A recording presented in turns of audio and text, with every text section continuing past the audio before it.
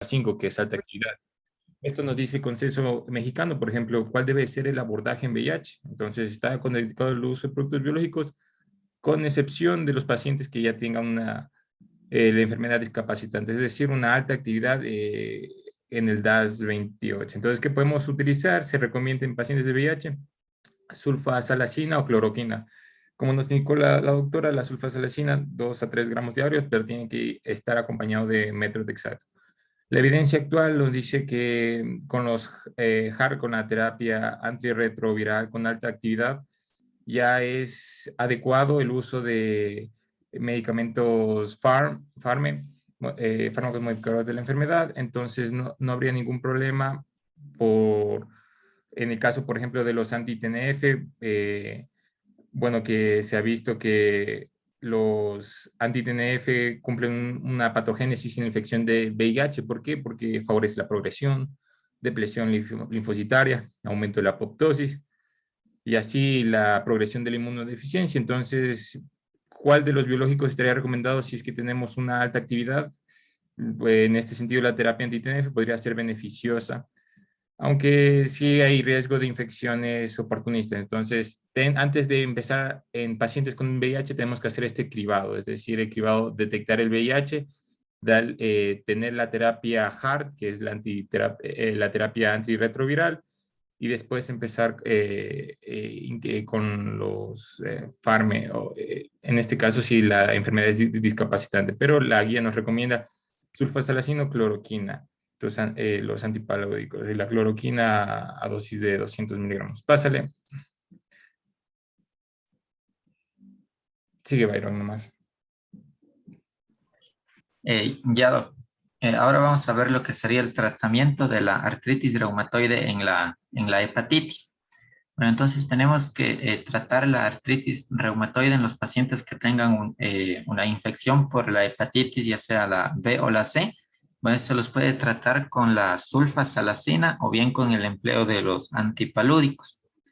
Ahora también nos mencionaba que la presencia de la hepatitis B o de la hepatitis C no impide lo que es el uso de los antagonistas del factor de necrosis tumoral. Sin embargo, se recomienda realizar lo que sería un monitoreo de la hepatitis o sea, en el presente o bien en el pasado, y en caso de una infección, medir lo que sería la carga viral. Ahora, respecto a, o sea, en el caso de la hepatitis B, se pueden utilizar lo que es estos antagonistas del factor de necrosis tumoral, pero debido a que podrían reactivar o bien agravar la enfermedad producida por este virus, se recomienda utilizarlos junto con un tratamiento antiviral. Y nos mencionaba que este tratamiento antiviral debe iniciarse de 2 a 4 semanas previas al uso o sea, de este medicamento biológico, y debe continuarse entre 3 a 6 meses luego de la suspensión. Ahora, en caso de una reinfección por virus de hepatitis B, durante el tratamiento con este antagonista del factor de necrosis tumoral, se debe suspender lo que sería inmediatamente dicho tratamiento y, bueno, consultar con un especialista. Por otro lado, tenemos en el caso de una infección por el virus de la hepatitis C, ya sea una infección activa o inactiva, tenemos que este tratamiento con este factor de necrosis tumoral nos decía que parece ser seguro, por lo cual los pacientes que tienen esta hepatitis C no van a requerir un tratamiento antiviral concomitante. Sin embargo, se lo debe utilizar con precaución y manteniendo también unos controles, ciertos controles estrictos.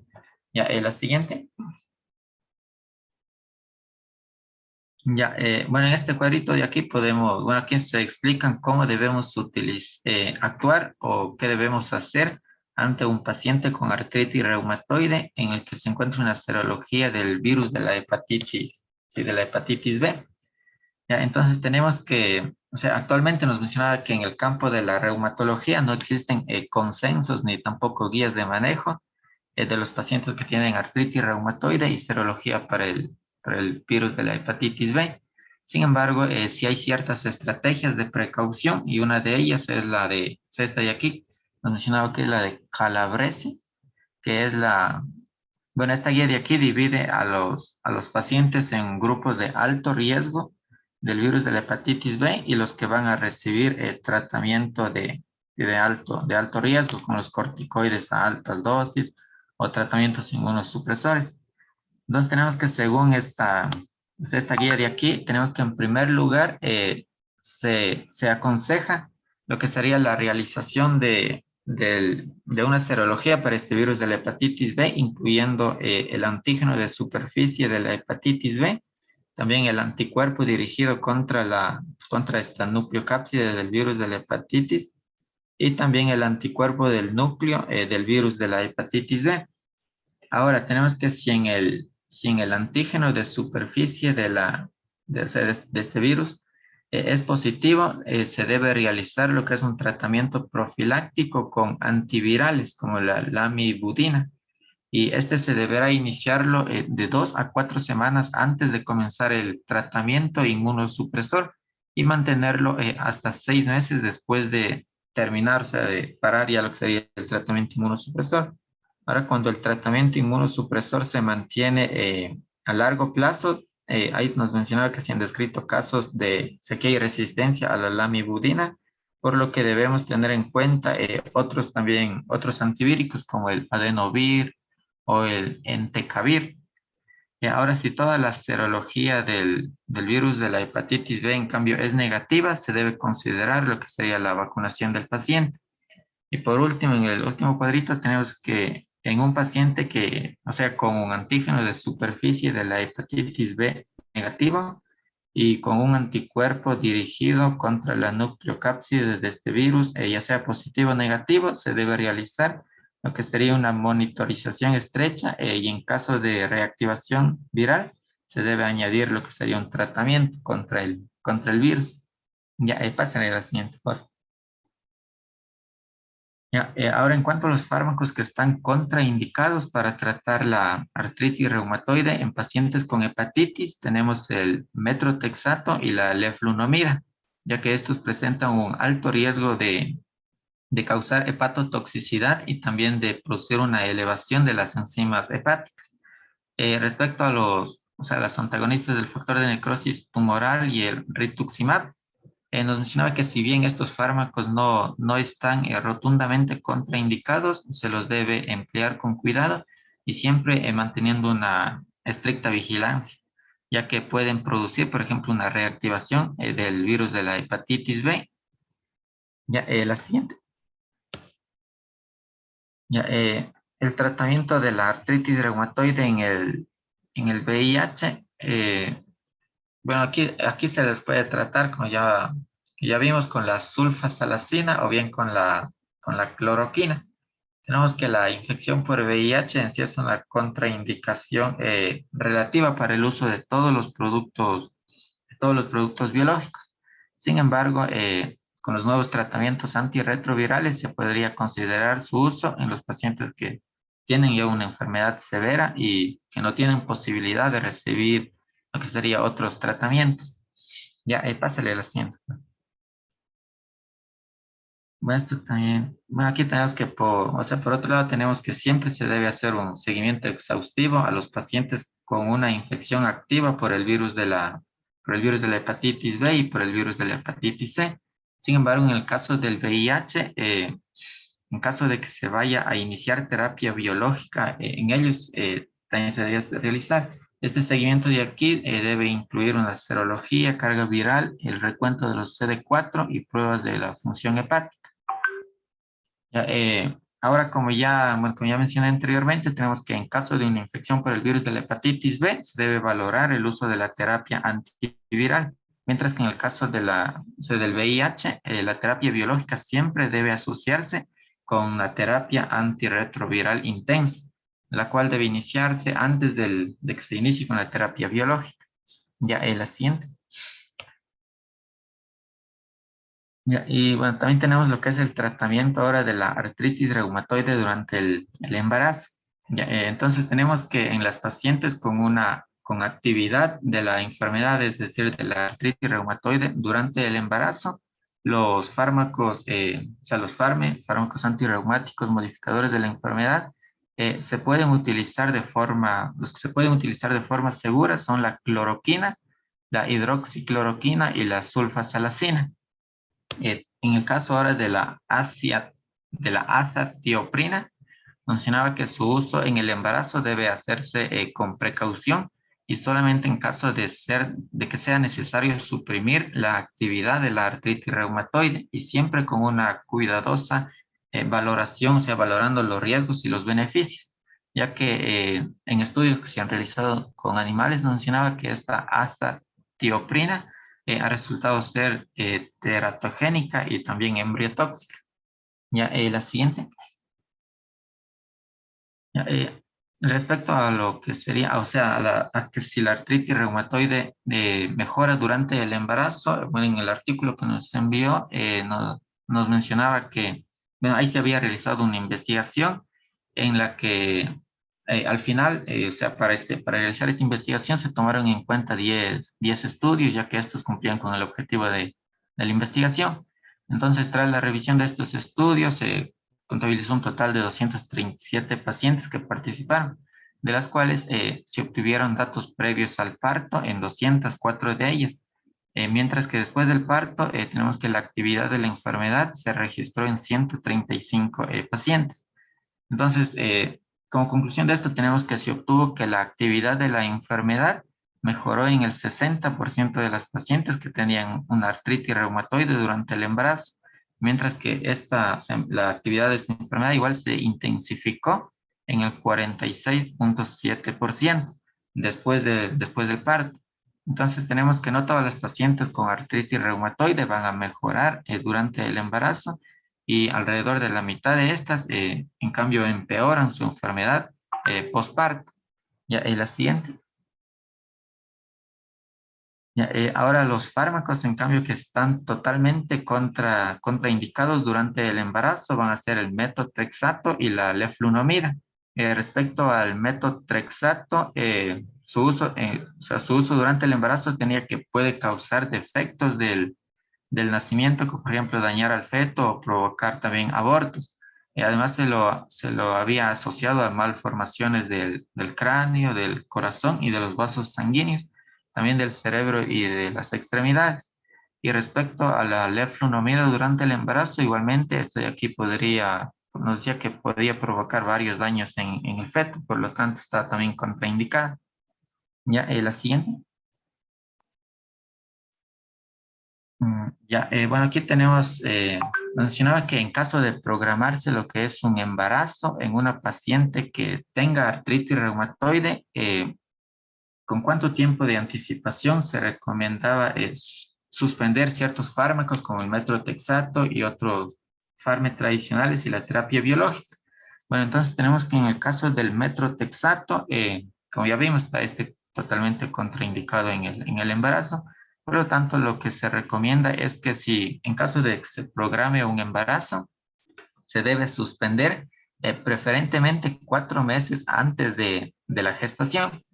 Ahora, en caso de que la mujer, o sea, quede embarazada sin previa planificación con su pareja, el metotrexato se debería suspender o sea, de inmediato.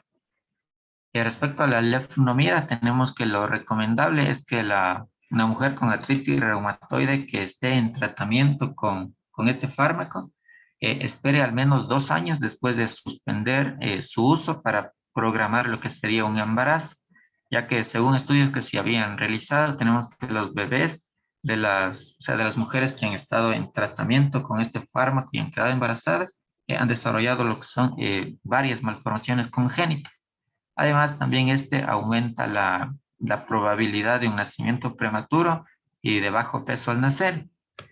Ahora, en caso de que las mujeres deseen embarazarse antes de los 2 años y estén, o sea, en tratamiento con la leflunomida, tenemos que lo recomendable en ellas es que se realicen un lavado, ya sea con colestiramina, nos decía 8 gramos cada 8 horas durante 11 días, o bien con carbón activado a 50 gramos cada 6 horas igualmente durante 11 días, ya que esto de aquí, o sea, estos lavados han demostrado que se consigue la eliminación del fármaco en un periodo aproximado de 3 meses. Ahora, después del lavado y de haber ya transcurrido los 3 meses, tenemos que la mujer debe debe someterse a una prueba para cuantificar lo que serían los niveles plasmáticos del metabolito activo de la leflunomida, los cuales deben ser inferiores a 0,02 miligramos por litro. Ahora, en caso de que así sea, tenemos que 14 días después se debe volver a medir nuevamente el nivel de este metabolito activo, y si la cifra es igual, o sea, 0,02 miligramos por litro, se podría ya decir que la mujer está lista ya para quedar embarazada, no hay tanto riesgo. Respecto a la terapia con los antagonistas del factor de necrosis tumoral, igualmente tenemos que esta terapia biológica está contraindicada en el embarazo, entonces tenemos que el intervalo libre de estos antagonistas del factor de necrosis tumoral para buscar una concepción, en el caso del infliximab debe ser de 6 meses y con adalimumab debe ser de 5 meses. Ahora, en caso de que el embarazo ocurriese en el momento en el que la mujer que tiene esta artritis reumatoide se encuentra con este tratamiento biológico, igualmente se debe suspender de inmediato. Y por último tenemos lo que sería en el caso del rituximab. Su uso tampoco o sea, es recomendable durante el embarazo y debe ser suspendido al menos un año antes de planificar un embarazo. Esto debido al posible riesgo nos mencionaba que hay un riesgo de depresión de las células B o sea, en el feto. Ya, la siguiente. Ya, ahora, ¿qué fármacos antirreumáticos, o sea, qué tradicionales pueden ser utilizados durante la lactancia en una paciente con la enfermedad activa? Tenemos que los tratamientos farmacológicos seguros durante el periodo de la lactancia en la paciente con artritis reumatoide van a ser la hidroxicloroquina y también la cloroquina. Respecto a la sulfasalacina, tenemos que esta se puede utilizar en la lactancia, pero manteniendo siempre cierta precaución. En caso de que el lactante tenga afectada la función renal, allí sí no es recomendable el uso de la sulfasalacina. Y también nos mencionaba que o sea, las guías británicas mencionan que se debe suspender el infliximab 6 meses antes de iniciar la lactancia, al igual que el adalimumab y etanercept. Ya, y la siguiente. Ya, don, eso sería todo. Ok. A ver, vamos solamente a dar unas pequeñas conclusiones. A ver, entonces el tratamiento de la artritis reumatoide en condiciones especiales, sobre todo en pacientes que tienen hepatitis B, hepatitis C y pacientes con virus de inmunodeficiencia adquirida, realmente tiene muy estandarizado ya lo que se puede hacer. Todo paciente con HIV tiene que mantener su medicación antirretroviral y se puede utilizar la sulfasalacina o se puede utilizar igualmente hidroxicloroquina y hasta se puede utilizar terapia biológica anti-TNF. Es interesante conocer que en el síndrome de inmunodeficiencia adquirida puede haber algún tipo de activación macrofágica, o sea, una condición del paciente que esté muy activo, que haga un proceso inflamatorio muy severo por su HIV y que da una cierta sintomatología y que los médicos que manejan síndrome de inmunodeficiencia humana, HIV, ya están también familiarizados con el tratamiento con terapia biológica anti-TNF. En realidad, dentro de algunas guías para tratar el síndrome de activación macrofágica en pacientes con VIH, está estandarizado que se puede utilizar igualmente anticuerpos TNF y sobre todo infliximab. Entonces, podemos utilizar. Afortunadamente, no hay mucho paciente o no hay una prevalencia alta de pacientes que tengan artritis reumatoide y que tengan HIV. El porcentaje de pacientes que puedan tener activación de la enfermedad realmente es baja porque parece ser que los antirretrovirales también ejercen un proceso de control de autoinmunidad y eso también mantiene el proceso inflamatorio de la artritis reumatoide estable. No es así, en cambio, con los pacientes con virus de la hepatitis B y virus de la hepatitis C. En realidad, Los pacientes con hepatitis B y C, como ustedes sabrán, la limitación de tener un tratamiento antiviral en este tipo de patologías en nuestro país por lo menos es muy escaso. Son tratamientos muy caros. Es por eso que también tenemos que, el paciente que va a tener artritis reumatoide, que tiene artritis reumatoide y tiene hepatitis B, tiene que estar con su medicación. Muchas de las veces no la tiene. O sea, en realidad no tiene la medicación porque no hay en el cuadro básico, porque es medicamento muy caro y la hepatitis C a veces no necesita medicación. La C, perdón. Entonces, estos pacientes igualmente con sulfasalacina pueden mejorar y dosis media de corticoides. Afortunadamente, como les digo, no son situaciones que se vean muy frecuentemente. No así las pacientes embarazadas, no así las pacientes en periodo de lactancia. Si bien es cierto, como conocemos, la artritis reumatoide es una enfermedad mucho más prevalente en mujeres, eso significa, y justamente en la etapa reproductiva, eso significa que vamos a tener en algún momento de nuestra vida pacientes que estén en periodo de lactancia, pacientes que estén embarazadas y que tengan artritis reumatoide. Entonces, lo que dijo su compañero está muy bien. ¿Cuánto tiempo tenemos que dejar de tomar los fármacos modificadores de la enfermedad para poderse embarazar? Bueno, el metrotexate, que es el gol estándar, en realidad lo que se dice en las guías es que preferentemente se tendría que dejar de tomar el metrotexate 6 meses antes, mínimo 3 meses antes. Por eso es importante que el embarazo sea planificado junto con el ginecólogo, obviamente la pareja y obviamente el reumatólogo, porque es mejor que la enfermedad esté en remisión o con la actividad más baja para poder tener un embarazo que no tenga y que no atente contra la salud de la madre, porque eso es lo que va a suceder. Existen casos en los que las mujeres quedan embarazadas tomando metrotexate y eso no ha impedido que tenga un embarazo normal o que haya un producto final sin ninguna complicación. Tanto es así que tampoco es que podemos utilizar el metrotexate cuando la mujer está embarazada. Si bien es cierto, dentro de la clasificación de los medicamentos mujeres embarazadas, el metrotexate está en calificación X, o sea, no se puede dar, que es teratogénico. No sabemos, o sea, la evidencia nos dice que es teratogénico, pero es que no podemos tener, obviamente, estudios en los cuales tengamos mujeres embarazadas, a usted sí le doy, a usted no le doy. O sea, eso no es ético. Entonces, por eso es lo que se prefiere y se pretende que no se puede dar el metrotexate y por el mecanismo de acción que inhibe la folato reductasa y eso hace que altere algún sistema del ADN dentro de la célula para poder mejorar el proceso de autoinmunidad. Por eso se prefiere y se pretende que no se tome metrotexate en el embarazo. Pero ha habido pacientes y hay pacientes mujeres embarazadas que han estado tomando metrotexate y que se embarazan sin planificación y sin saber. Y en el momento en el que se enteran que están embarazadas han tomado metrotexate 2 meses y es justamente en el periodo de la formación embrionaria y no ha habido ningún problema. No han habido, por lo menos yo no he visto pacientes que hayan tenido niños con labio leporino, con paladar hendido, alguna situación más, que está reportado que eso puede pasar porque han estado tomando metrotexate y se embarazaron. La literatura dice que eso puede pasar, sí, pero hay mujeres que lo han hecho y no hay ningún problema. Eso, obviamente, vuelvo y repito, no significa que la paciente deba de tomar metrotexate.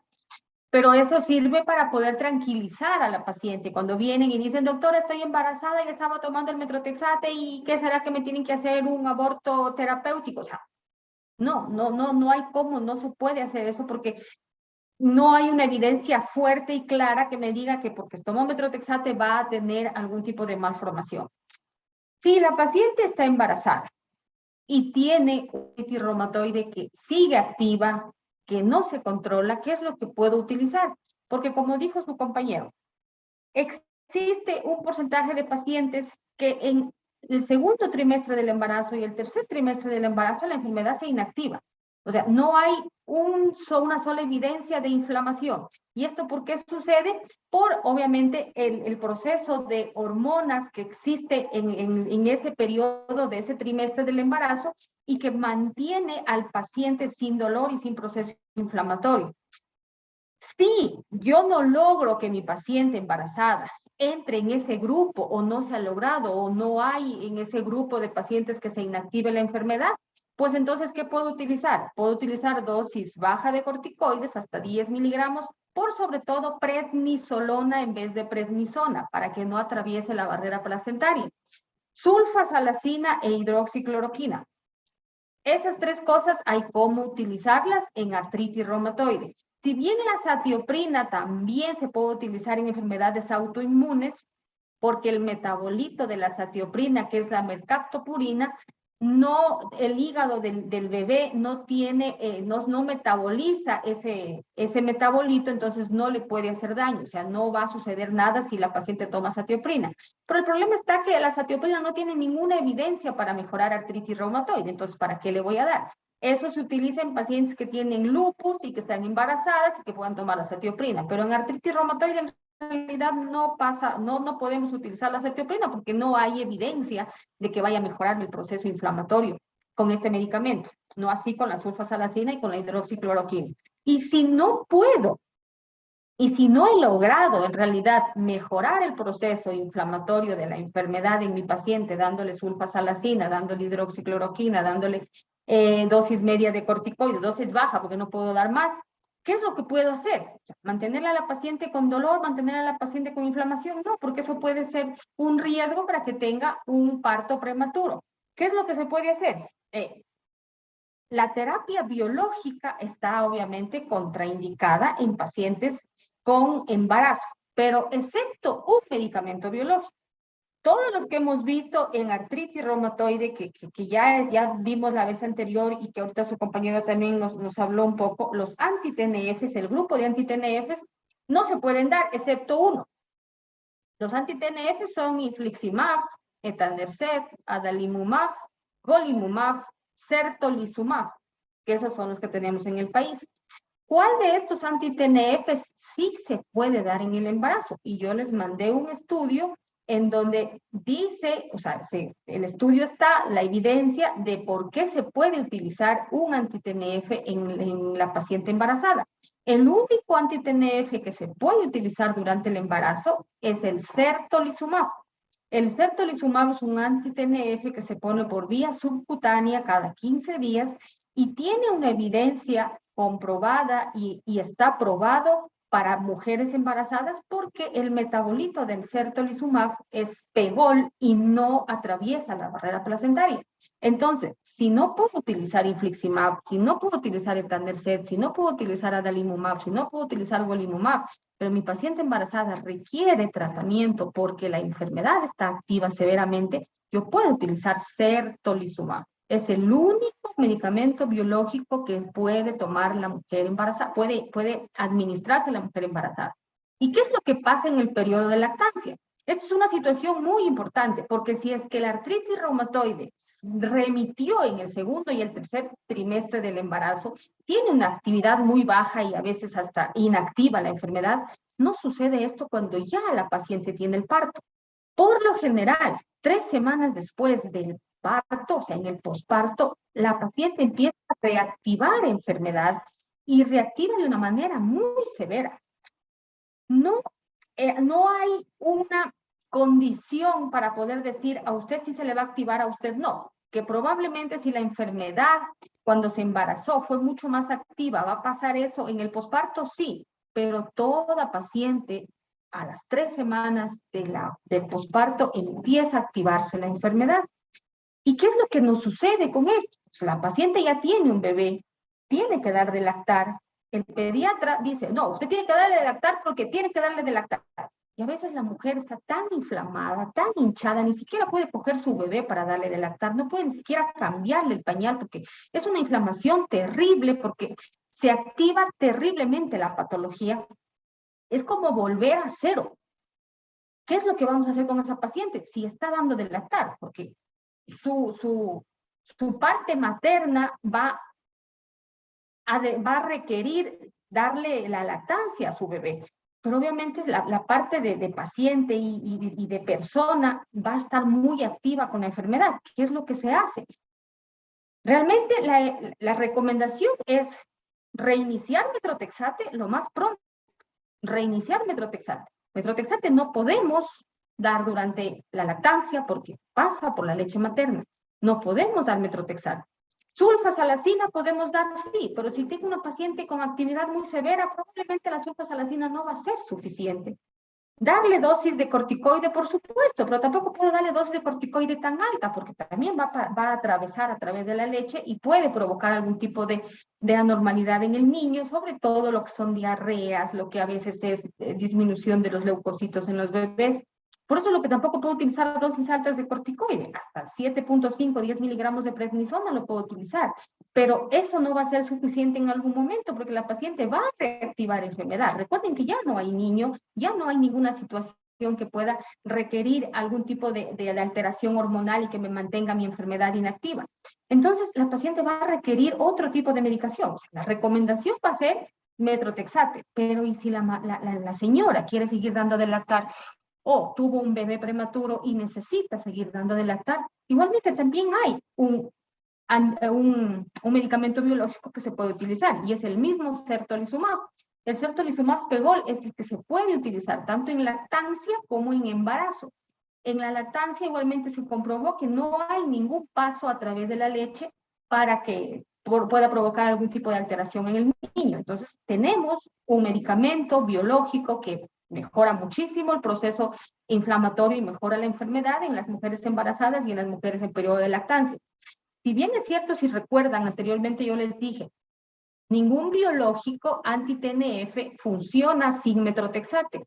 La evidencia me dice que yo tengo que sumarle metrotexate. En el caso de las mujeres embarazadas, no puedo dar metrotexate. En el caso de las mujeres en periodo de lactancia, no puedo dar metrotexate.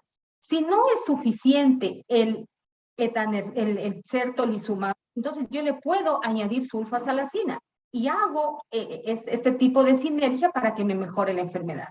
Entonces, esa es la evidencia que hay en mujeres embarazadas y en periodo de lactancia, que tienen que tenerla también, saberla, porque ustedes van a ser médicos y van a tener atención primaria y pueden ver qué es lo que puede pasar. Obviamente se está luchando para que ese medicamento biológico entre el cuadro básico, porque tenemos anti-TNFs en el cuadro básico, tenemos 4, nos falta este, que yo creo que es importantísimo para poderle dar a mujeres en periodo de lactancia y en embarazo. ¿Preguntas? ¿Quedó claro? Sí, Doc, sí quedó súper claro. Ya, listo, nos vamos con lupus. Tenemos media hora. No, 45 minutos podemos tener. Que avancemos. Ya, listo, Doc. Buenas tardes. Nosotras somos Daniela y Camila y vamos a exponer sobre el lupus eritematoso sistémico. Pásale, por fin. Bueno, entonces, como definición, ¿qué es el lupus eritematoso sistémico? Se dice que esta es una enfermedad inflamatoria multisistémica de causa desconocida en la que se produce una lesión tisular citológica por depósito de anticuerpos e inmunocomplejos. Pásale. En cuanto a la prevalencia y la epidemiología de la enfermedad, a nivel mundial, la OMS nos dice que existe una prevalencia de 2 a 8 casos por cada 100.000 personas anualmente, con un estimado de 5 millones de personas. A nivel nacional, hasta la última guía, que era la del Ecuador, porque no encontramos datos más actuales, nos decía que habían de 40 a 200 casos cada 100.000 habitantes. Mientras que según la etnia nos decía que existía mayor prevalencia en personas de descendencia afroamericana, asiáticos, y en otras bibliografías también mencionaba que las personas de Latinoamérica también tienen una predisposición a adquirir la enfermedad. Pásale, por favor. Ya. En cuanto a la prevalencia y epidemiología según la edad y el género, se dice que esta es una enfermedad que tiene predilección por el sexo femenino, ya que el ratio que hay es de 9 mujeres por cada un varón afectado. Y también se ha visto que hay una mayor prevalencia en personas que tienen síndrome de Klinefelter. Esto se va a presentar igual en un 90% de los casos en mujeres en edad fértil. Sin embargo, en la infancia y en pacientes mayores de 65 años, esta prevalencia ya no es así, sino que va a ser casi los mismos datos tanto para hombres como para mujeres. Pásale, por fin. Bueno, y hablando un poco sobre la etiología y la fisiopatología de la enfermedad, vamos a tener 4 factores importantes. El primero son los factores genéticos, que nos dice que las personas que tienen el HLA-DR3, HLA-DR2 y HLA-B8 van a tener más predisposición a adquirir la enfermedad. Asimismo, el factor genético más relacionado con el lupus eritematoso sistémico es un alelo defectuoso de la clase 3, que es el C4 agudo O. Además, también vamos a encontrar que las personas que tienen déficits en factores del complemento C1Q, C2 y C4 también van a tener esta predisposición. Además, también se ha visto aquí que existe igual una mayor prevalencia entre los familiares de los pacientes que tienen lupus eritematoso. Existe también una relación con las hormonas, que bueno, esta es sobre todo con el estrógeno. Aquí nos dice que el estrógeno tiene una capacidad para activar y aumentar la supervivencia de los linfocitos T y B reactivos.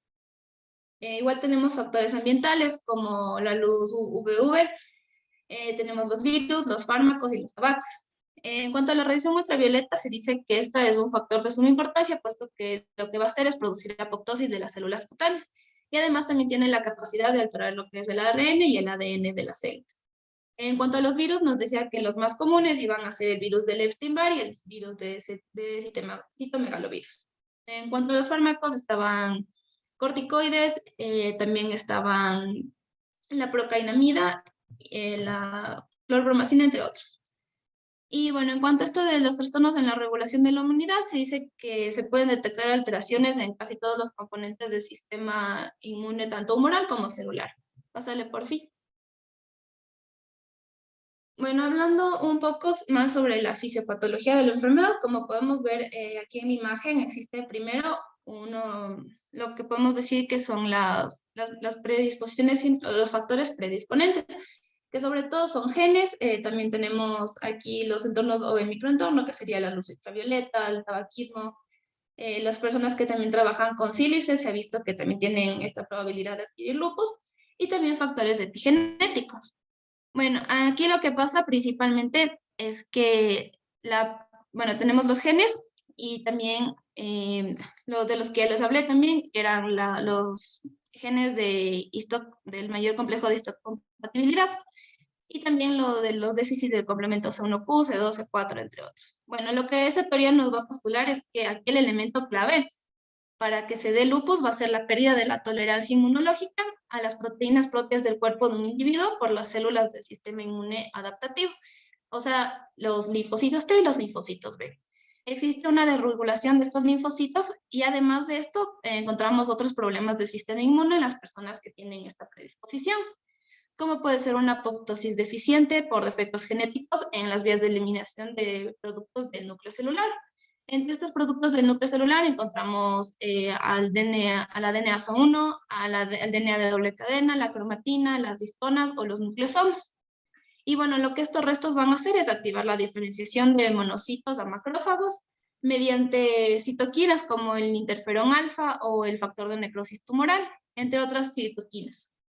Y bueno, los macrófagos lo que van a hacer aquí es actuar como células presentadoras de antígenos y mediante la interacción y coactivación con los linfocitos T y B va a generar sobre todo que sea una activación de estos linfocitos B, los cuales van a producir anticuerpos autoanticuerpos y también van a producir inmunocomplejos. Y estos van a depositarse a nivel tisular en órganos, van a irse a la circulación y después se van a ir a órganos diana, como pueden ser la piel, las células hematológicas, el sistema nervioso central y periférico, los riñones, entre otros.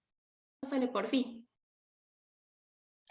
Entonces, como para entender un poco mejor esto, estaba averiguando que hay una de las teorías más validadas sobre cómo se puede desarrollar el lupus, es mediante el factor de la luz ultravioleta y también por microorganismos. Pero bueno, hablando específicamente de los rayos UV, estos son recibidos por las personas y bueno, esto vamos a recibir siempre porque siempre estamos expuestos a estos rayos.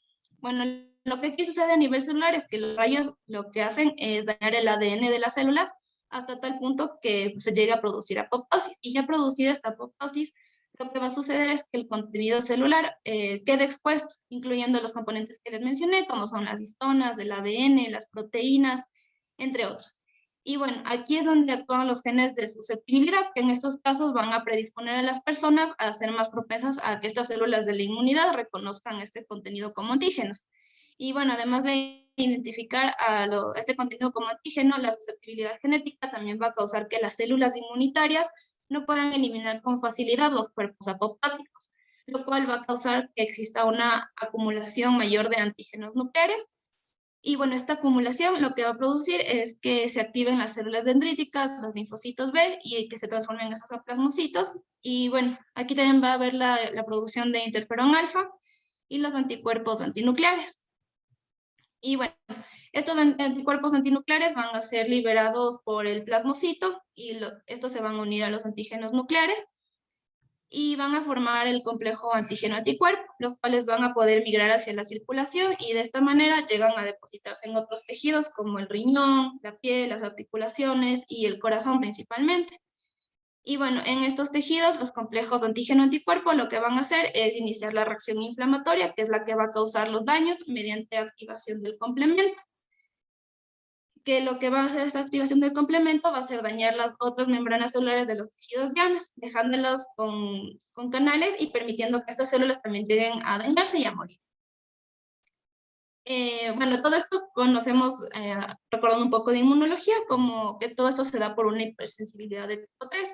Sin embargo, existe también otro mecanismo dado por la hipersensibilidad tipo 2, en donde existen anticuerpos que se dirigen a otras células, como son las células de la línea roja y de la línea blanca hematológica. Y también van a dirigirse a diversos fosfolípidos que van a ser marcados con anticuerpos para fagocitosis y así también destrucción y causar los síntomas de la enfermedad. Pásale por fin. Ya, hablando ahora de las manifestaciones clínicas, esta tiene varias presentaciones, como podemos ver, y como ya les hablé, estos inmunocomplejos lo que van a hacer es atacar las células de la piel, del corazón, de la sangre, de las articulaciones, de los riñones, pulmones, entre otras. Y bueno, vale recalcar aquí que el curso clínico y la gravedad de la enfermedad van a ser variables y que un 85% de los pacientes van a presentar clínica de forma continua o en forma de brotes y se van a alterar entre periodos de remisión y en periodos de actividad. Y bueno, aquí vuelvo a recalcar que un 65% de los casos de lupus eritematoso sistémico va a comenzar en la edad de los 20 y los 40 años. Vamos a tener las manifestaciones generales, que estas van a aparecer en un 95% de los casos y estas van a ser inespecíficas. Los pacientes se van a presentar con astenia, con anorexia, con fiebre, con pérdida de peso y malestar general. Y también van a aparecer las artromialgias, que son muy constantes en estos pacientes. Pásale, por favor. Pásale, por fin. Ya. Vamos a hablar ahorita sobre las manifestaciones musculoesqueléticas, que son las manifestaciones clínicas más frecuentes, ya que estas se manifiestan en aproximadamente el 95% de los pacientes. Y principalmente lo que va a haber aquí son artralgias y mialgias. Vamos a tener principalmente una artritis, la necrosis avascular, y también vamos a tener la afectación muscular. En cuanto a la artritis, se dice que esta es de tipo migratoria e intermitente y puede ser no deformante o puede ser deformante y esta puede ser igual poliarticular y simétrica. Suele localizarse en lo que son las interfalanges proximales, en los metacarpos, en los carpos y en las rodillas. Y se preservan las articulaciones de la columna y las articulaciones sacroiliacas. Va a haber igual una afectación del aparato yuxtaarticular que puede dar lugar a una forma de hiperlaxitud reversible deformante, que esta es la artropatía de Yakub, que es lo que vemos en la imagen. Y también podemos tener una afectación que esta no es reversible y esta se denomina los dedos en cuello de cisne o en ojal de botón. Tenemos también la necrosis avascular, que se da principalmente en la cabeza femoral y en la cabeza humeral, y esto se relaciona con la administración excesiva de glucocorticoides. Y también tenemos la afectación muscular, que muy raras veces se va a presentar como una miositis, pero casi siempre se presenta como mialgias o debilidad muscular. Y estas también pueden estar dadas por glucocorticoides o por antipalúdicos que constan en la parte del tratamiento de la enfermedad. Pásale, por favor. Tenemos también las manifestaciones hematológicas que se presentan en aproximadamente el 85% de los casos y van a afectar a las tres series, es decir, serie roja, serie blanca y también a las plaquetas. Lo principal va a ser la presencia de anemia de trastornos crónicos. Esta va a ser una anemia de tipo normocítica y normocrómica.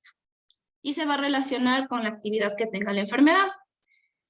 Tenemos también que puede existir leucopenia y esta suele ser leve y no se suele asociar con infecciones y tampoco sabe precisar tratamiento.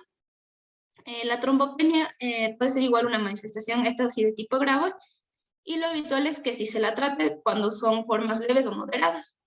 Además de esto, también se ha visto que se pueden ver anticuerpos frente a diversos factores de la coagulación, como son el 2, el 8, el 9, el 11, el 12 y el 13. Pero el que exista una diátesis hemorrágica no suele ser común, sino aquí el hallazgo más común va a ser que se detecten anticuerpos antifosfolípidos. Y algo que es importante recalcar aquí es el síndrome de Evans. Esto es característico de la enfermedad y esto se lo diagnostica cuando existe anemia hemolítica más trombocitopenia autoinmune. Pásale, por favor. Vamos a tener igual las manifestaciones cutáneas, que esto va a aparecer en el 80% de los pacientes en algún momento de la enfermedad y se las puede dividir en manifestaciones específicas como el eritema malar, el lupus anular policíclico, el lupus discoide, la paniculitis lúpica, entre otras. Y también las alteraciones inespecíficas, estas se dan cuando no existe una alteración de la unión dermoepidérmica. Bueno, las más relevantes tenemos a las telangiectasias, lívido reticularis, nódulos subcutáneos, vasculitis liveoide, alopecia no cicatrizal, vasculitis leucocitoclásica y el fenómeno de Raynaud. Pásale por fin. Ah, no, perdón. No, sí, déjale. Bueno, en cuanto a las manifestaciones específicas, estas se pueden dividir en lupus cutáneo agudo, lupus cutáneo subagudo y lupus cutáneo crónico. El lupus cutáneo agudo van a ser lesiones eritematosas que aparecen en zonas como cara, escote y brazos y coinciden generalmente con un brote de la enfermedad. El más común de lupus cutáneo agudo va a ser el rash malar o el rash en alas de mariposa, que es lo que podemos ver en la primera imagen. Y bueno, este es un exantema eritematoso que se va a localizar sobre las mejillas y el dorso de la nariz. Además, en el lupus cutáneo agudo podemos encontrar el lupus bulloso, el rash fotosensible o la necrólisis epidérmica tóxica. En cuanto al lupus cutáneo subagudo, este igual es la aparición en zonas como cara, escote y brazos de lesiones eritematosas, pero estas van a ser de tipo anulares. Y aquí también en ocasiones va a predominar la descamación, que esto es lo que se conoce como el lupus psoriasiforme. Es lo que podemos ver en la imagen de arriba, en la derecha. Son de tipo anular, y la primera imagen es un lupus psoriasiforme. Por último tenemos el lupus cutáneo crónico. Este se va a dividir en el lupus discoide, en el lupus profundus o paniculitis lúpica, y también el lupus tumidus. Bueno, el lupus discoide va a ser la forma más frecuente y va a afectar preferentemente lo que es la cara y el cuero cabelludo. Se dice que este igual va a ser particularmente desfigurante porque tiene una capacidad de dejar una cicatriz central deprimida con hipopigmentación y también afectar a los anejos y dejar también aquí lo que es la alopecia cicatricial. Tenemos la paniculitis lúpica también, que esta es una inflamación cutánea de las zonas profundas de la dermis, donde se van a formar nódulos de tipo doloroso y estos van a aparecer preferentemente en lo que son cara, muslos, nalgas, brazos y tronco. Y esto está causado por una vasculitis linfomonocitaria. Tenemos por último el lupus tumidus, que este se manifiesta solo como placas rojo-violáceas en zonas fotoexpuestas, es decir, zonas como cara, brazos, pecho, entre otras. Y bueno, aquí otras manifestaciones que igual vale recalcar en las manifestaciones cutáneas son las aftas orales o las aftas nasales. Estas suelen aparecer como una manifestación inicial del cuadro de síntomas de lupus y principalmente van a aparecer en la mucosa oral, posterior también en el paladar duro y en menor medida van a aparecer en la mucosa nasal. Este punto vale recalcar porque en los criterios de lupus, este punto, en la aparición de aftas vale 2 puntos, eso ya les vamos a explicar más después. Pásale, por favor. Tenemos también las manifestaciones renales, que aquí aparece la nefritis lúpica, que es la principal causa de mortalidad y morbilidad en la primera década de la enfermedad. Además, también se dice que aparece siquiera en el 50% de los pacientes. Y bueno, histológicamente lo que hace aquí la enfermedad es afectar al glomérulo mediante el depósito de inmunocomplejo sobre la membrana basal, pero también puede afectar a cualquier estructura del riñón. Aquí es importante igual valorar si es que las lesiones pueden ser reversibles o irreversibles, así como la clase de nefritis en la que se encuentra el paciente. Es lo que esto nos va a determinar qué actitud médica tomar con el paciente. Aquí vamos a dividir a la nefritis lúpica en 6 clases. La clase 1 se la conoce como nefritis lúpica mesangial mínima. Esta suele ser un hallazgo casual. Tenemos también la clase 2, que es la nefritis lúpica proliferativa mesangial. Aquí encontramos sobre todo microhematuria, proteinuria no nefrótica y suele ser de un pronóstico favorable. Además, también se dice que esta es la afectación renal más frecuente encontrada en individuos asintomáticos. Tenemos también la clase 3, que es la nefritis lúpica focal, donde ya se encuentran alterados el 50% de los glomérulos y es la forma más frecuente y grave en pacientes sintomáticos. Y también esta es la más frecuente biopsiada. Tenemos también la clase 4, que es la nefritis lúpica difusa. Y tenemos también aquí la clase 5, que esta es la nefritis lúpica membranosa, donde ya existe bastante daño glomerular y el paciente ya empieza a presentar cierto tipo de insuficiencia renal. Tenemos también a la nefritis lúpica con esclerosis, que esta es la última, y esta representa la fase final del daño renal, ya que aquí el paciente va a necesitar tratamiento sustitutivo, es decir, la diálisis. Además de estas manifestaciones renales, tenemos otras como puede ser la tubulopatía intersticial y la microangiopatía trombótica. Pásale por fin. Listo. Entre otras manifestaciones clínicas que tenemos de la enfermedad son las neurológicas, que presentan aproximadamente el 60% de los casos y pueden afectar tanto el sistema nervioso central como el sistema nervioso periférico. Entre algunas de las presentaciones que puede tener esta son el síndrome cognitivo leve, que aquí se produce una dificultad para la concentración o la pérdida de la memoria. Puede también haber crisis convulsivas o psicosis, que esta se dice que es la manifestación de neurolupus más frecuente y más grave. Y otras manifestaciones como meningitis aséptica, pseudotumor cerebri, accidentes cerebrovasculares, entre otras. Tenemos a las manifestaciones cardiopulmonares, que aquí lo principal que va a estar afectado son las serosas.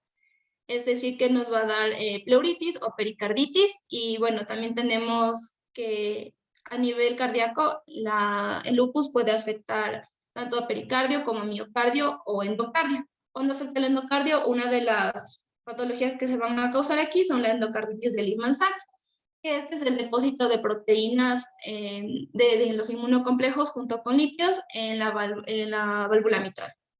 Tenemos también la presentación gastrointestinal, estas son inespecíficas y bueno, la más frecuente que va a aparecer aquí es la vasculitis con hemorragia o perforación, además de ascitis o alteraciones de enzimas hepáticas. Va a aparecer también la trombosis en 15% de los pacientes, esta puede ser de tipo venosa o arterial, y una de las razones por la que esta va a aparecer es por la administración de corticoides. Pásale, por favor.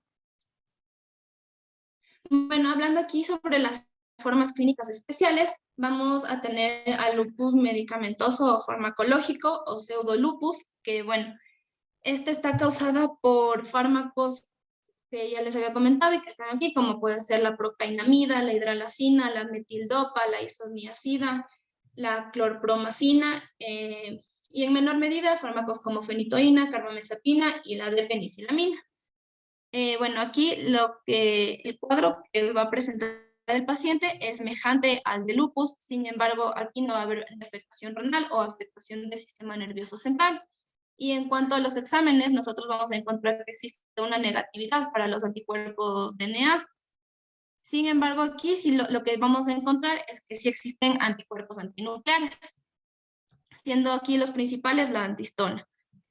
Aquí cuando encontramos este cuadro, se dice que lo primero que nosotros tenemos que hacer es hacer una supresión del fármaco que causó el pseudolupus, y la mayoría de los casos esto se va a resolver, y en algunos también se puede usar corticoides para este cuadro.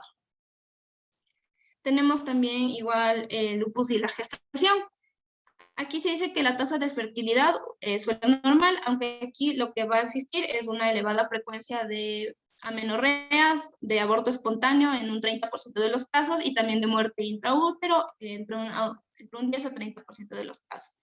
Especialmente esto se va a dar en mujeres que tengan anticoagulante lúpico o anticardiolipina.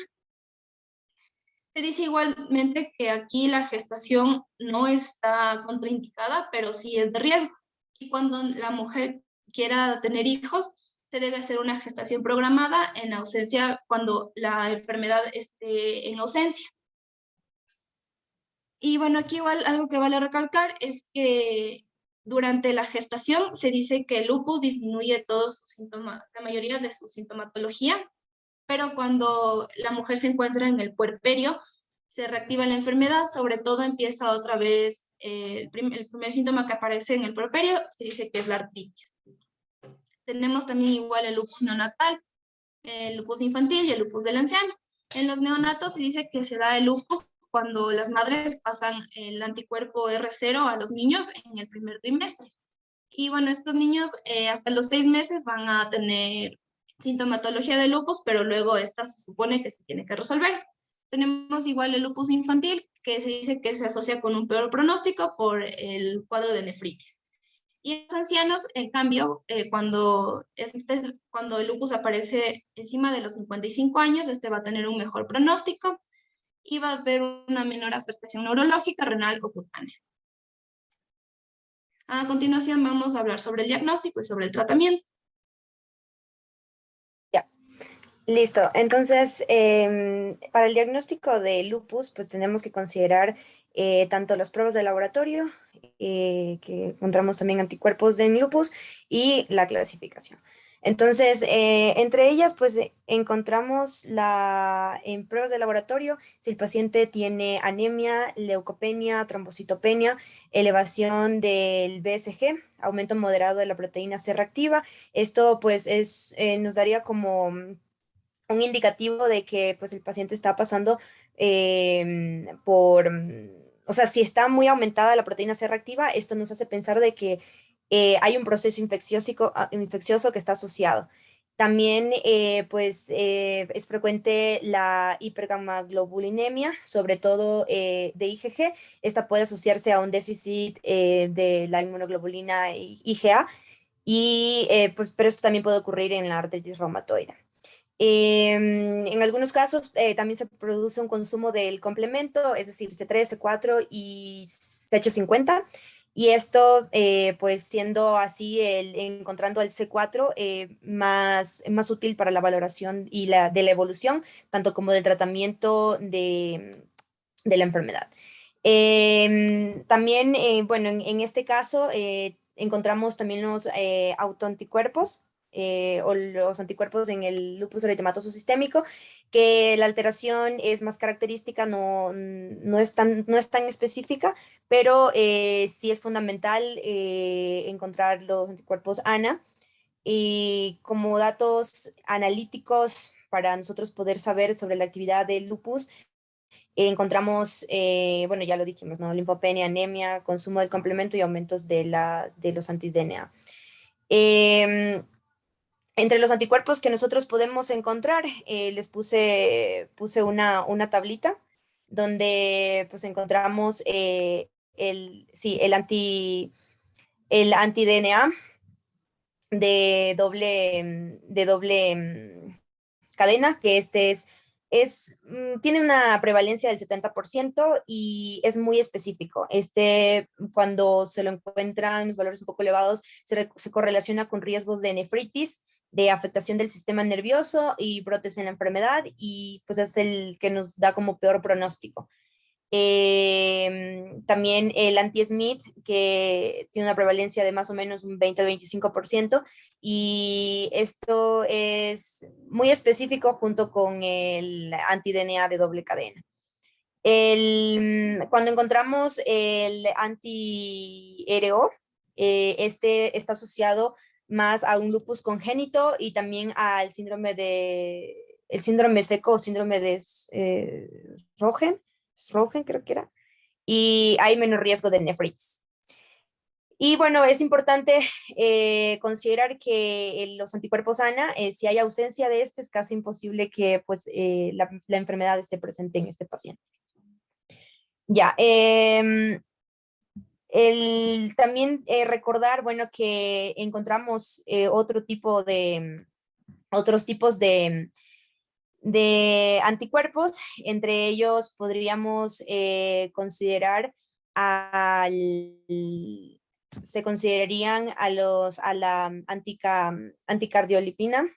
Esta está relacionada con el síndrome antifosfolipídico. También está el antieritrocito, que esta se va a encontrar en una pequeña proporción de los pacientes que presentan una hemólisis. Las antiplaquetas también están presentes en las trombocitopenias. Antilinfocito puede tener relación con leucopenia y alteraciones de la función del linfocito T, y antineurona, que están relacionados con afectación difusa del sistema nervioso central. ¿Puedes pasarle, por favor? Ya. Bueno, para nosotros poder diagnosticar, bueno, una vez que para hacer el diagnóstico del lupus eritematoso sistémico tenemos criterios de entrada. Entre ellos está, bueno, pues tener ANA mayor a 1/80. Esto debe ser realizado en células HEP2 o equivalentes a esta. Y tenemos dos consideraciones. Si está ausente, no es clasificable como lupus eritematoso sistémico, pero si está presente, se deben aplicar los criterios adicionales que fueron propuestos por EULAR y ACEREM, que es la Asociación Americana, la Escuela Americana de Reumatología, y también la Liga Europea contra el Reumatismo. Entonces, esta nos clasifica estos criterios en dos grupos, un dominio clínico y un dominio inmunológico. El dominio clínico, pues, se subdivide en un dominio constitucional, donde se puntúa la fiebre con 2 puntos. El dominio cutáneo, tenemos a la alopecia no cicatrizal, 2 puntos, úlceras orales, 2 puntos, cuando es cutáneo subagudo o un lupus discoide, 4 puntos, y el lupus cutáneo agudo, 6 puntos. Si el dominio si encontramos dominio de la artritis, es decir, sinovitis en al menos 2 articulaciones o sensibilidad en al menos 2 articulaciones y al menos 30 minutos de rigidez matutina, se puntúa en 6. Si hay presencia de dominio neurológico, es decir, delirium, 2 puntos, psicosis, 3 puntos y convulsiones, 5 puntos. Dominios de serositis, efusión pleural o pericárdica, 5 puntos, y pericarditis aguda, 6 puntos. Dominio hematológico, leucopenia se puntúa en 3, trombocitopenia en 4 y hemólisis autoinmune se puntúa en 4 también. Si hay dominio renal, proteinuria mayor a 0,5 gramos por 24 horas, se puntúa en 4. Si tenemos clase 2 o 5 de nefritis lúpica, se puntúa en 8. Y clase 3 o 4 de nefritis lúpica se puntúa en 10. Y pues ya también puntuando el dominio inmunológico, pues tenemos el dominio de anticuerpos antifosfolípidos. Tenemos a la anticardiolipina IgG mayor a 40, la anti-B2 GP1 IgG mayor a 40 unidades, y anticoagulantes lúpicos se puntúa en 2. Si el dominio es de proteínas del complemento, es decir, si encontramos bajo el C3 o bajo el C4, o sea, uno de estos dos está bajo, entonces se puntúa en 3, pero si se encuentra bajo tanto el C3 como el C4, esto se puntúa en 4.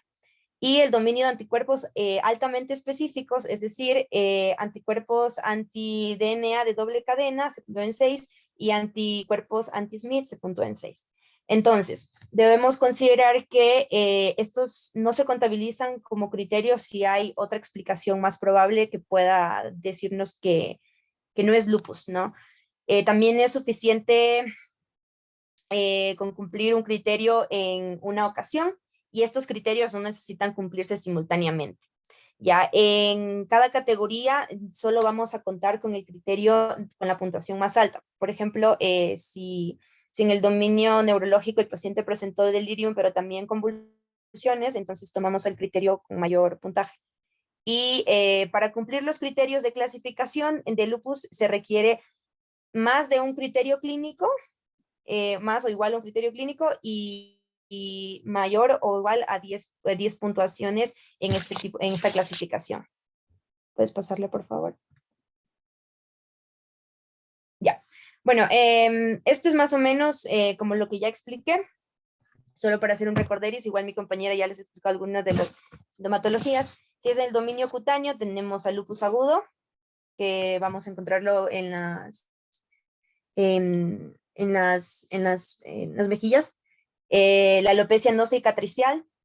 También encontramos el lupus cutáneo subagudo o el lupus discoide y las aftas orales que se van a encontrar dentro de la mucosa oral.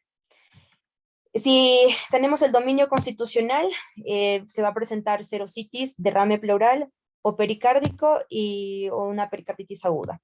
Si el dominio es de la artritis, sinovitis o dolor más rigidez, y van a estar afectados más o igual a 2 articulaciones. Y si el dominio es renal, pues ya vamos a encontrar proteinuria mayor o igual a 0,5 gramos por 24 horas o nefritis lúpica. El dominio inmunológico, pues bueno, ya hablamos de los anticuerpos que se van a encontrar en el lupus. Si el dominio es constitucional, pues el paciente va a presentar fiebre, dominio hematológico, plaquetopenia, leucopenia o linfopenia y anemia hemolítica autoinmune. Y pues neurológico, convulsiones, psicosis o delirio. Entonces debemos, solo para recordar nuevamente, para que sea clasificado como lupus eritematoso sistémico, los pacientes deben presentar títulos de ANA mayor a 1 de 80, cumplir más de 10 puntos y tener al menos un dominio clínico. Pásale, por favor. Ya. Bueno, se nos muestra en la guía de práctica clínica realizada aquí en el país, con adaptación de la guía de práctica para diagnóstico de lupus chilena, nos dice que, bueno, primero, como en toda enfermedad, es importante la clínica. Si el paciente presenta fiebre, compromiso general, eritema malar, alopecia, artritis, úlceras mucosas, también serositis, síndrome nefrótico, convulsiones, psicosis, fenómeno de Raynaud, bueno, entre otros. Luego, pues vamos a confirmar nuestro presunto diagnóstico con pruebas de laboratorio. Específicamente vamos a realizar la prueba de ANA. Si esta es negativa, pues los síntomas, tenemos 2 posibilidades. Si los síntomas remiten, pues estaríamos con otro diagnóstico, pero si los síntomas persisten, debemos repetir el ANA, hacer un anti-ENA. Si todo sale negativo, tenemos 2 posibilidades. Si sale negativo, no estamos frente a lupus, pero si alguno de estos sale positivo, entonces estaríamos en 2 posibilidades. Puede ser lupus o puede ser otro tipo de enfermedad. Y bueno, si el ANA nos sale directamente positivo, pues bueno, vamos a tener que realizar pruebas de anticuerpo anti-DNA, anti-ENA, que entraría el anti-SMIT, anti-ERO, anti-LA y los de antifosfolípidos. Entonces, en esta nos daría como un diagnóstico de lupus y debemos también debemos implementar los criterios que ya les expliqué, que son del ACR, debe tener o debe cumplir más de estos 4 criterios. Entonces, estaríamos hablando de que posiblemente sería lupus, pero también estaríamos frente a otro tipo de enfermedad, ¿ya? Y pues bueno, igual también tenemos que hacer los exámenes generales, es decir, los de laboratorio que ya les expliqué para ver si el paciente tiene anemia, leucopenia, trombocitopenia, proteinuria, hematuria o cilindros celulares, que estos también van a dar un aporte para el diagnóstico de la enfermedad. Pásale, por favor.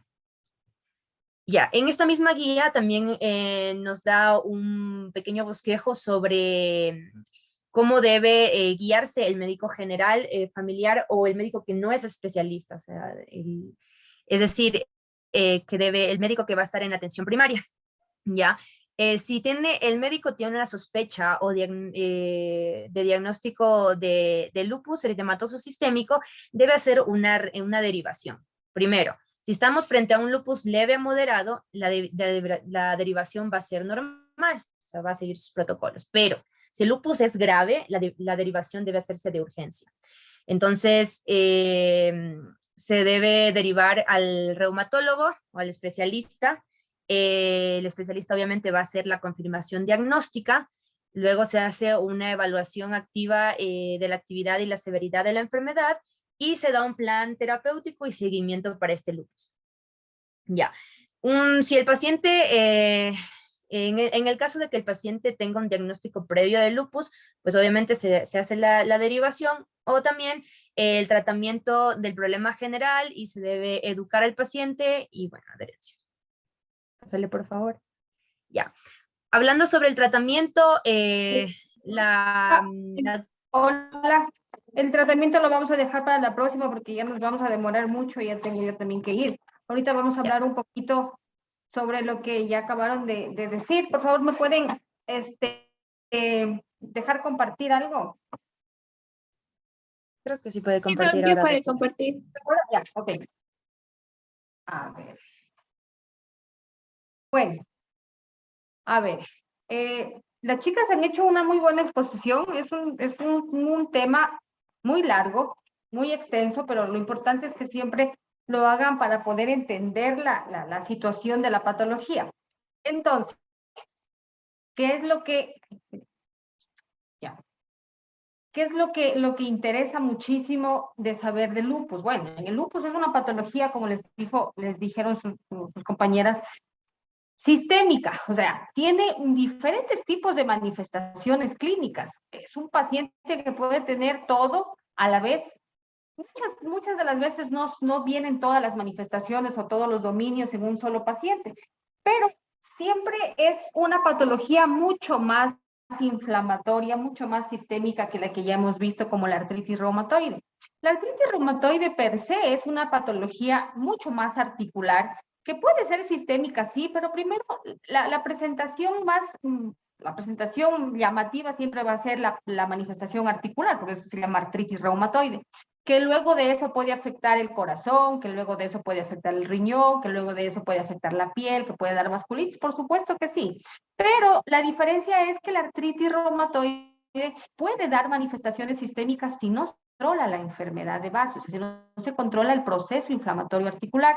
No así el lupus. El lupus puede ya debutarte con cualquier otra manifestación, con convulsiones, con delirio, con manifestaciones renales, y puede manifestarse de cualquier forma. Es por eso que es mucho más sistémica, mucho más inflamatoria.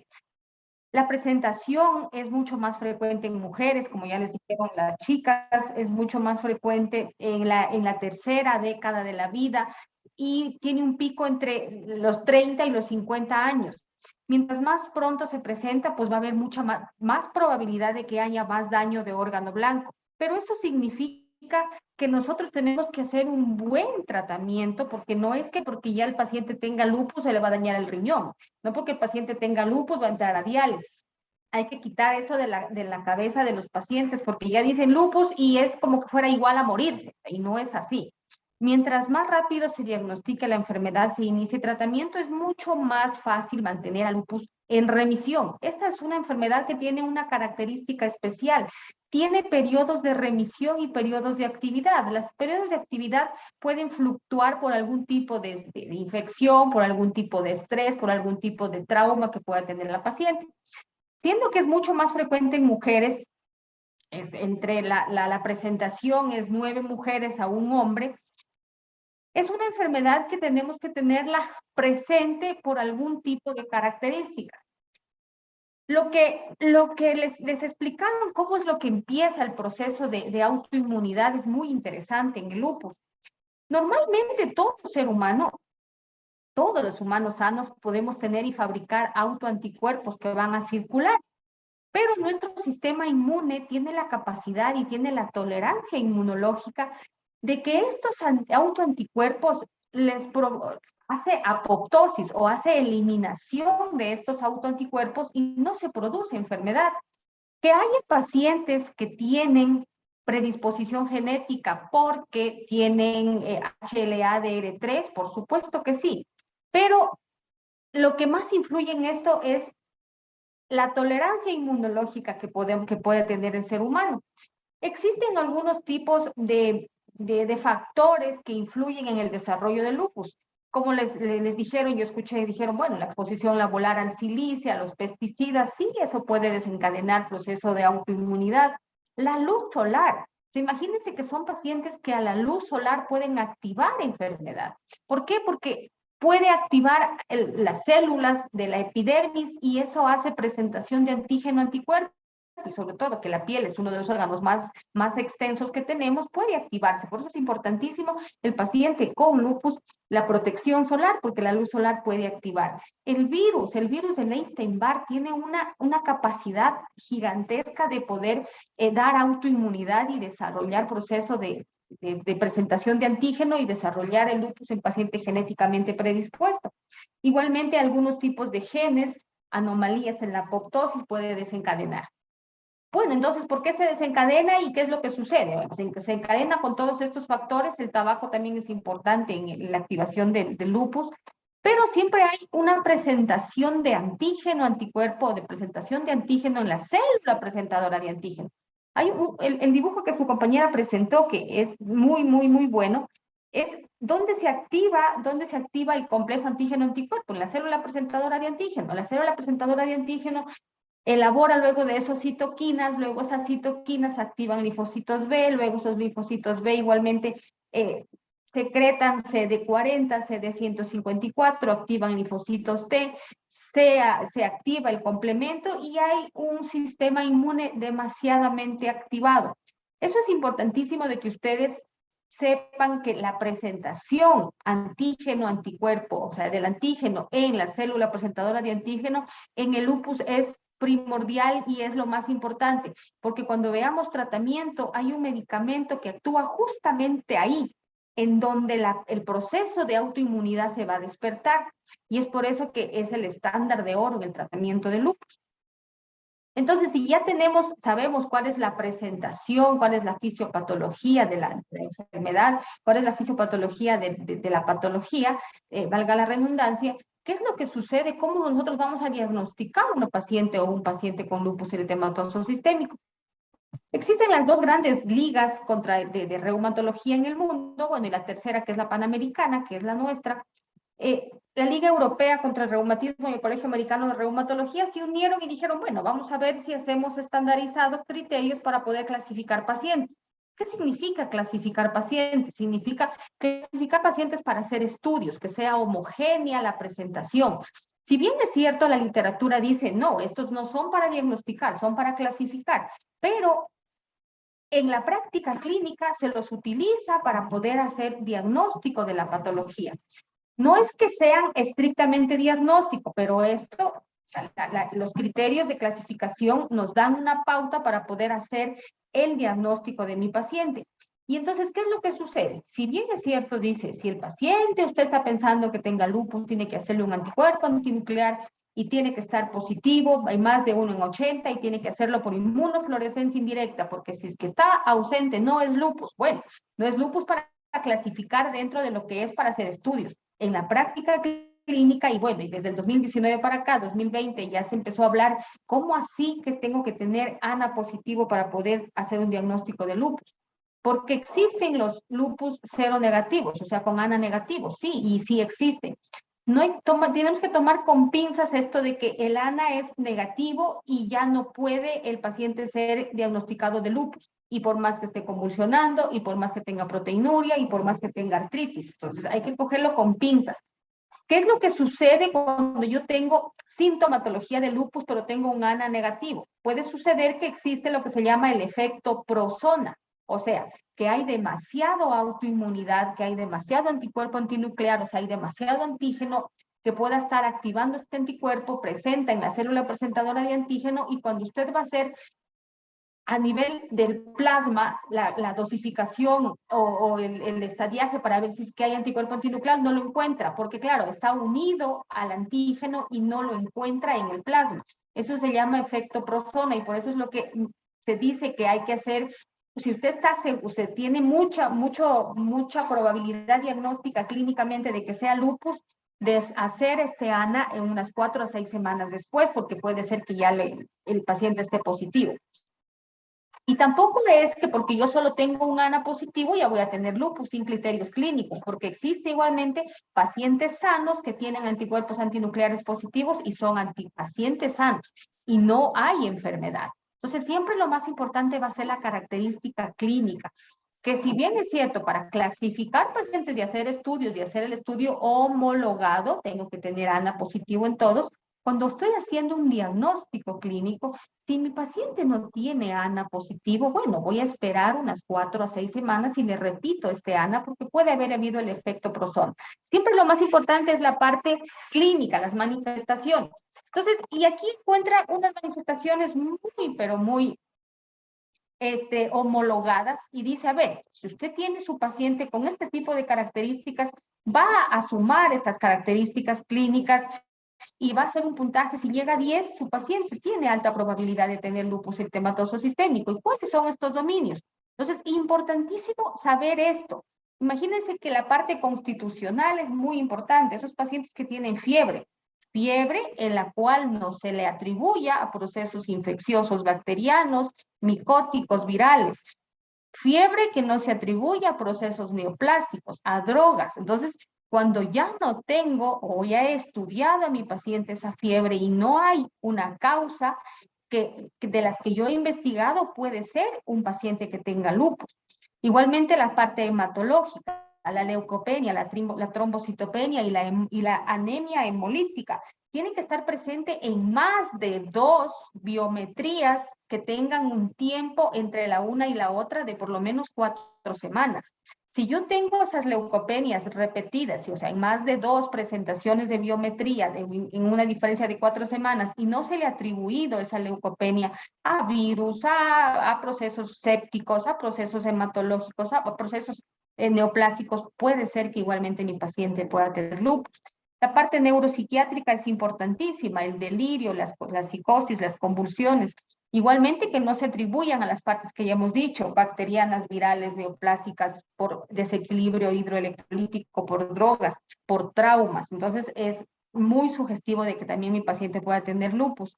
La parte mucocutánea en realidad es muy importante porque la alopecia, o sea, la pérdida de cabello, las zonas de alopecia, no es que tengan una manifestación o tengan muchas cosas, aparte dermatológica puede haber un montón de situaciones, pero si por ejemplo mi paciente tiene alopecia, zonas de alopecia, es una paciente joven, una mujer, o sea, puede ser que también estemos hablando de lupus, las úlceras orales que son muy dolorosas, pero que se presentan en el paladar duro, o sea, si ustedes se topan con su lengua, la parte de adelante es el paladar blando, la parte de atrás es el paladar duro, la parte de atrás en el duro tiene que estar presentes las úlceras.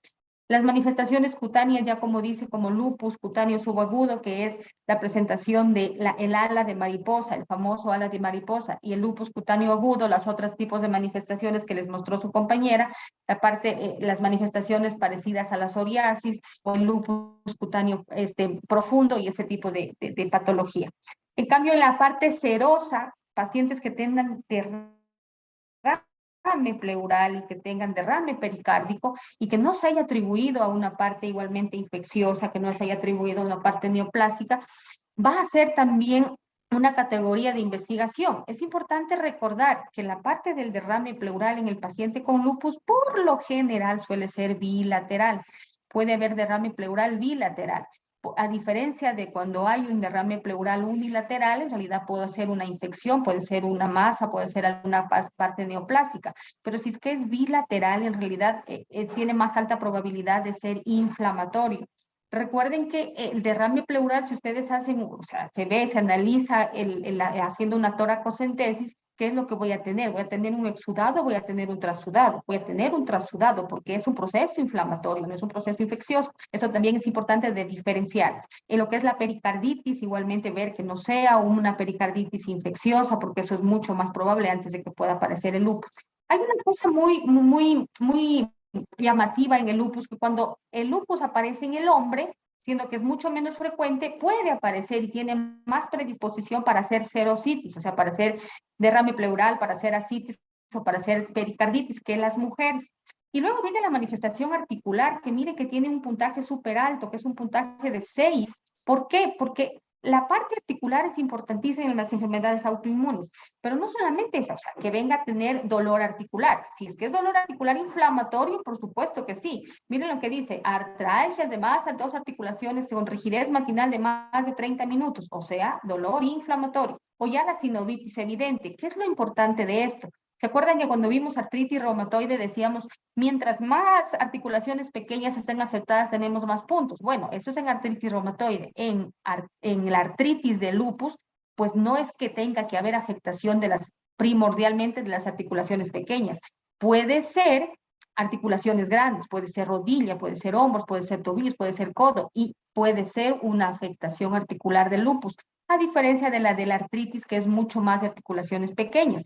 Y esto de aquí no tiene tiempo de evolución. Se recuerdan que en artritis reumatoide decíamos más de 6 semanas. Aquí puede ser una presentación de 2 días, de 48 horas, de 24 horas, claro, obviamente haciendo el descarte de que no sea infecciosa. Pero con todas estas manifestaciones yo igualmente puedo decir, mi paciente puede tener lupus por una artritis y puede ser una oligoartritis, porque es menos de 5 articulaciones inflamadas. No es que tengo que tener poliartritis para decir que es por lupus, no. Puedo tener 2, 3 articulaciones y ya están inflamadas y ya puedo clasificar y tener 6 puntos para hacer este tipo de presentación. En la parte renal, la proteinuria. Claro, cuando ya hacemos un examen, listo, proteinuria. Por eso es lo que hoy día veíamos una paciente joven con lupus eritematoso sistémico, que yo le decía a los chicos, a ver, le preguntaron. Dice, sí, doctora, es que dice que se le edematizaron las piernas. Causas de edema de miembros inferiores que deja fobia. Entonces su compañera me decía, causas cardíacas, insuficiencia cardíaca. Sí, por supuesto que sí. Insuficiencia cardíaca derecha, insuficiencia cardíaca izquierda, puede ser, no hay ningún problema con eso. ¿Qué otras causas? La hipoalbuminemia, la hipoproteinemia. ¿Por qué? Porque se está perdiendo proteínas. ¿Por dónde estamos perdiendo? Y hay que preguntarle a la paciente, ¿y usted está orinando muy espumoso? Porque la paciente no le va a decir, estoy perdiendo proteínas por la orina. ¿Cómo es lo que voy clínico? O sea, en la anamnesis voy a pensar que pueda estar mi paciente perdiendo proteínas por la orina. Cuando le pregunto, ¿y usted está haciendo orina muy espumosa? Sí, doctora, muy espumosa. ¿Usted está haciendo la orina como que tuviera del color de la Coca-Cola, de la Fanta? Sí, ¿por qué? Porque empieza a haber hematuria. Hay una cosa muy importante en el paciente con lupus, el examen de orina se denomina telescopado urinario. El telescopado significa que usted encuentra de todo. Proteinuria, nitritos, piocitos, bacterias, cilindruria, pero no hay infección. Y este tipo de pacientes pueden estar manifestando una patología renal en el lupus. Entonces, si tengo proteinuria, cuando yo le hago los exámenes, más de 500, y mi paciente clínicamente me dice que está con edema, que deja fobia, que tiene una orina muy espumosa, que tiene una orina muy colúrica, que parece Coca-Cola, que parece Fanta, o sea, tengo que pensar que algo más está pasando. Y ahí está la biopsia renal, obviamente que ya tiene mucha más puntaje. Luego vienen los anticuerpos, y lo que dice de los anticuerpos es anticuerpos anticardiolipina, que son los de fosfolípidos, el complemento, y los específicos del ES, que son el SMID y el de anti-DNA. El anti-DNA es un anticuerpo muy importante porque tiene y nos da un riesgo de patología renal en el paciente. Si no está presente, no significa que no sea lupus, pero va a ser que mi paciente probablemente no tenga riesgo de patología renal. ¿Qué importancia tiene hacer este tipo de criterios y de categorías? Porque de estas categorías y de estos criterios va a depender el tratamiento que yo voy a dar a mis pacientes, porque no es lo mismo mi paciente con lupus que fue diagnosticado con un dominio articular, con un dominio cutáneo, a un paciente con lupus que fue diagnosticado con un dominio renal, con un dominio seroso. Entonces, hay diferentes tipos de presentaciones y de tratamiento. Acuérdense, en la artritis reumatoide estadificamos si todos tienen que tener metrotexate, si no funciona podemos darle sulfasalacina, y luego podemos ir a leflunomida, luego podemos dar biológico. Aquí de entrada, si mi paciente tiene un tipo de alteración seroso, con un dominio seroso, ¿qué medicamento voy a dar? Y eso está en la guía GLADEL, que es la guía latinoamericana de tratamiento para pacientes con lupus, o sea, pacientes nuestros, pacientes latinoamericanos, no europeos ni caucásicos, la pacientes latinoamericanos y con buena evidencia. Entonces, lo importante de esta clase es diferenciar cómo voy a hacer un diagnóstico de lupus eritematoso sistémico, acordarme de estas categorías, porque cuando ustedes vayan a decir paciente con lupus eritematoso sistémico con dominio hematológico, con leucopenia, trombocitopenia, con dominio cutáneo, tiene úlceras solares, alopecia, o sea, ya están hablando como la parte médica, no es que paciente con lupus con dolor, o sea, artritis, dolor inflamatorio, y siempre cuando vayan a referirse a los pacientes con lupus, ¿qué dominio es el que tiene? Porque esa es la importancia, saber el dominio que tiene ese paciente, porque yo de eso voy a ver el tratamiento que requiere mi paciente. Y eso, chicos, algo más, a ver, a preguntas de esto.